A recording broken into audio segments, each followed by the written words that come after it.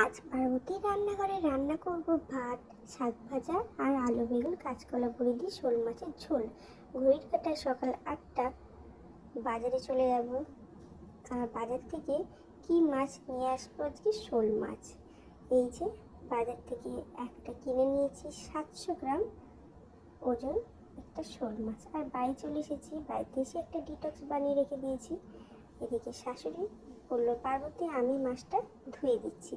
ছেলে কাটছিল, তাই ছেলেকে কোলে নিয়ে বসে আছি আর একটু ছবি তুলে নিলাম। এইদিকে মাছ ধোয়া হয়ে গেলে লবণ হলুদ মাখিয়ে রেখে দিয়েছি। এদিকে গ্যাসের তাওয়াটা বসিয়ে দিয়েছি তেল সমেত। তেলটা গরম হয়ে গেলে মাছগুলো দিয়ে দেবো এবং একটু কড়া করে ভেজে তুলে নেব। তুলে নেওয়ার পরে কী কী দেবো মাছের ঝোলে সেগুলো তোমাদের একবার দেখিয়ে দিই। এই যে কাঁচকলা দেবো একটা, দুটো নয়। এদিকে 3টে আলু দেবো আর বেগুনের আধখানা দেবো, 5টা বড়ি আর আর্ধেকটা আদা। এই যে রেডি আমার শাক ভাজা, মাছের ঝোল। গরম গরম মাছের ঝোল দিয়ে ভাত দুপুরে পুরো জমে গেছিলো।